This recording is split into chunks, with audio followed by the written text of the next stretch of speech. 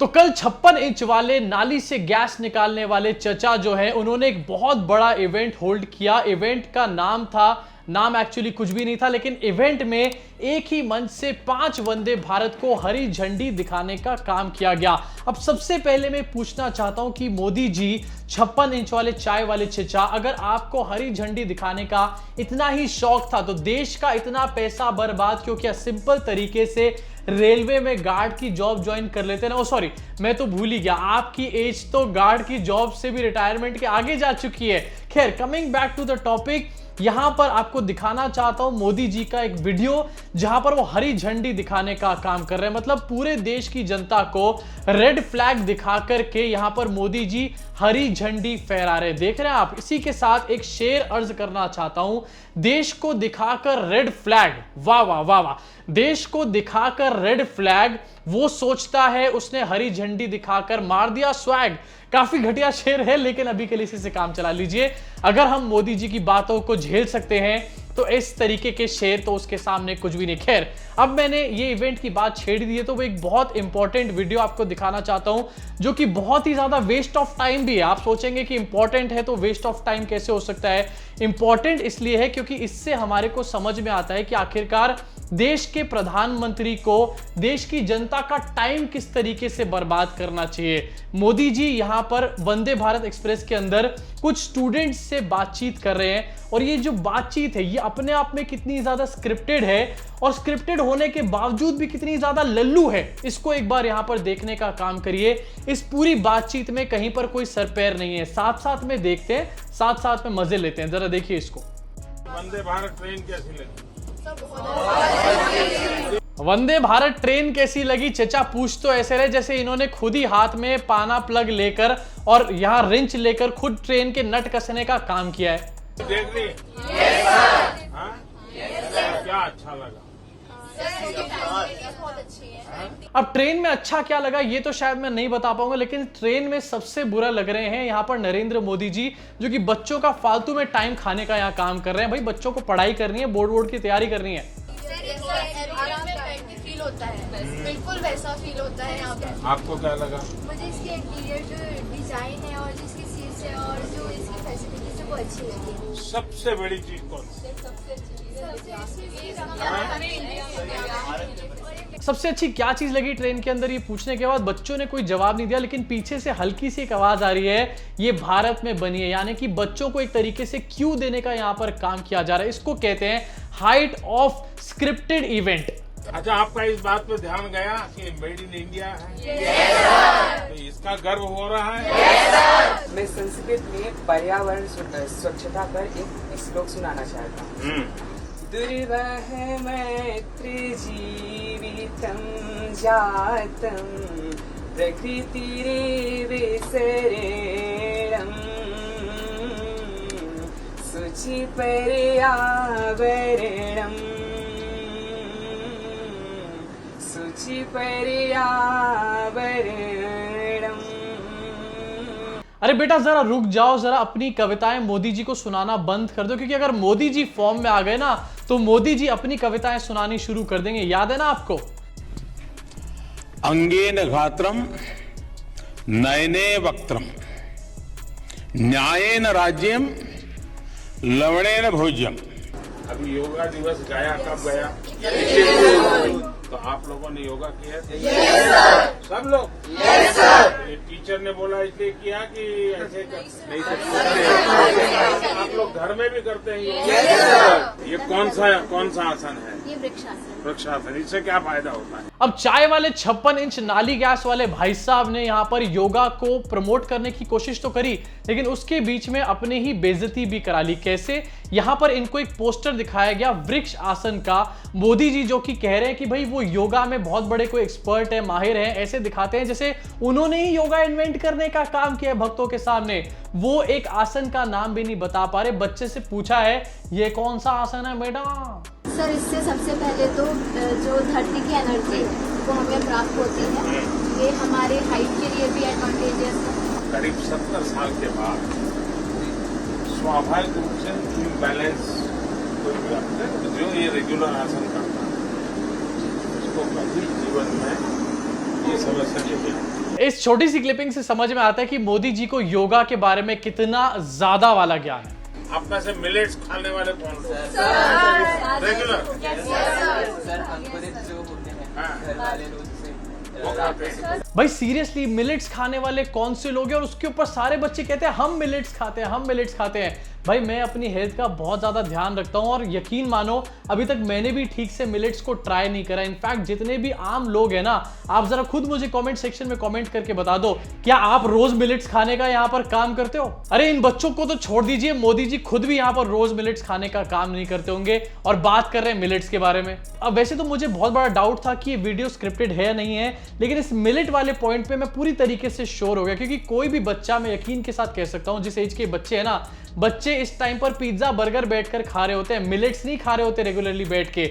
यहां पर मुझे समझ में आ गया था कि दाल में कुछ काला है। अच्छा, आप लोगों ने कभी ये सोचा कि एक हफ्ते तक जेब में एक भी पैसा लिए बिना, बिल्कुल खाली, एक भी पैसा निकल नहीं, एक हफ्ते तक जेब में एक भी पैसा लिए बिना, मतलब कितनी ज्यादा सत्यता पर उतर आए हैं हमारे चाय वाले चचा। यही तो हालत बना दी इन्होंने हमारे देश के गरीब लोगों की कि जेब में हफ्तों तक एक भी पैसा नहीं होता है। और यूपीआई से ट्रैवल करना और कहीं से भी पेमेंट देना तो यूपीआई से देना। डिजिटल इंडिया की वजह से कर पाओगे? तो जो एक पूरा सप्ताह कुछ भी नहीं खरीदेगा कैश से, और वो मुझे फिर बताएगा चिट्ठी लिख करके।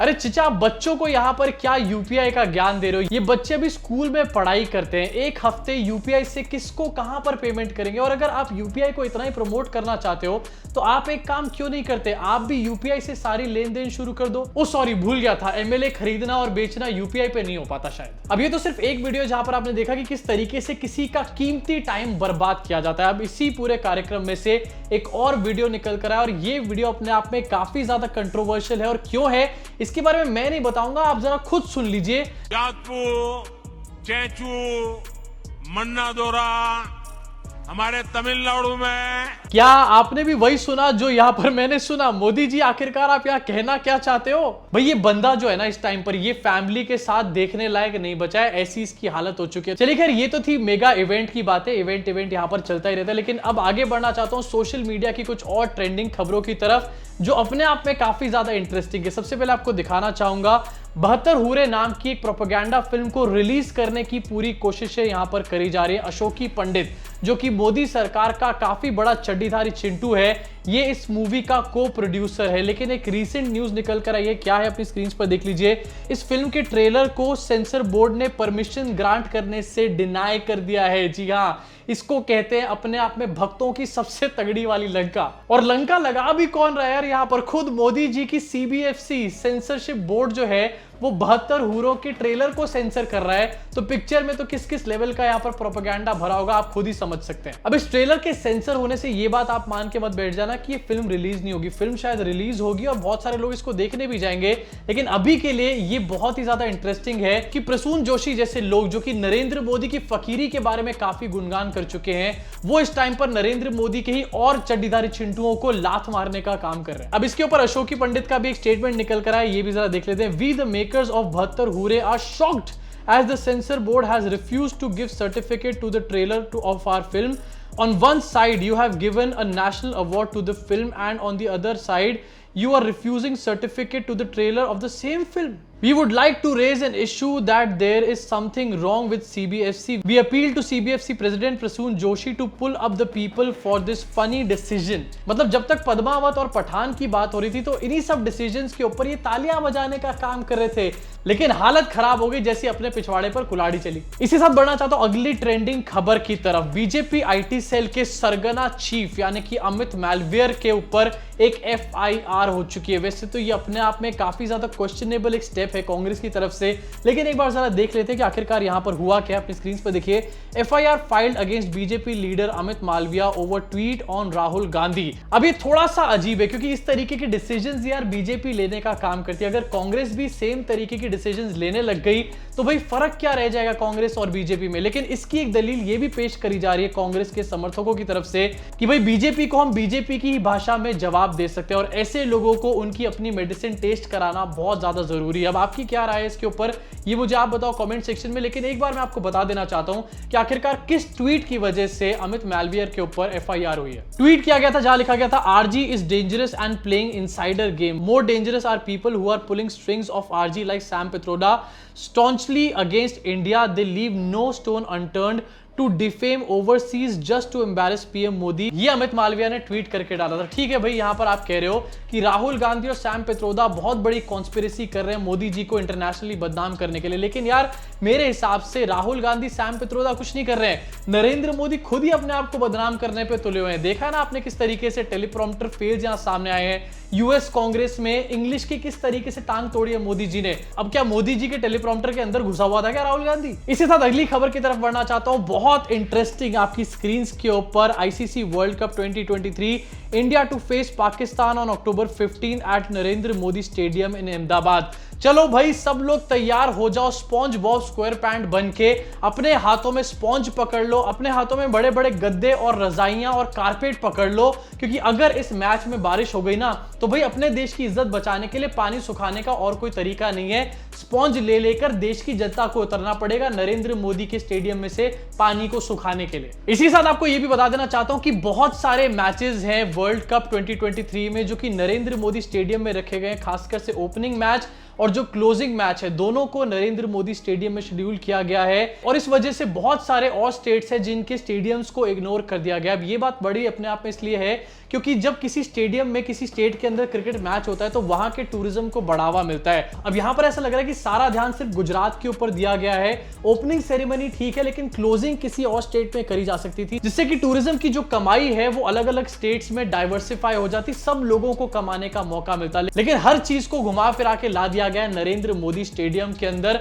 और भाई मुझे सबसे ज्यादा बड़ा डर तो इस बात का लग रहा है कि कहीं यहां पर भी पनौती चचा की पनौती ना लग जाए। अब इसी के साथ आना चाहता हूं अपनी आखिरी खबर की तरफ सोशल मीडिया की, जो कि है एक ट्रेंडिंग वीडियो। लखीमपुर खीरी से एक ट्रेंडिंग वीडियो निकल कर आया है जहां पर देखने को मिल रहा है कि किसान जो है वो भालू का सूट पहन के अपने खेतों की रखवाली करने का काम कर रहे हैं। आपके स्क्रीन पर ये वीडियो चल रहा होगा, अपने आप में बहुत ज्यादा फनी भी है, साथ में योगी सरकार के ऊपर, मोदी सरकार के ऊपर, बीजेपी के ऊपर बड़े बड़े सवाल उठाने का काम करता है। अब सिचुएशन ये है कि लखीमपुर खीरी के एक एरिया में 40-45 बंदर इस टाइम पर आ गए हैं और खेतों को तहस नहस करने का काम कर रहे हैं। ऐसे में किसान जो है, जो पहले मेहनत करके फसल उगाने का काम करता है, हल चलाने का काम करता है, पसीना बहाने का काम करता है, वो इस टाइम पर खेतों को बचाने के लिए भालू बना फिर रहा है। और भाई साहब आप इस वीडियो में देख रहे होंगे, ये थोड़ी सी फनी लग रही है लेकिन अपने आप में कितनी बड़ी ट्रेजिकल ये बात है कि एक किसान जो इतनी मेहनत करता है, उस सब मेहनत के बाद एक भालू का सूट पहनना पड़ रहा है। अब इस सूट के अंदर इस किसान को कितनी गर्मी लग रही होगी, इसके बारे में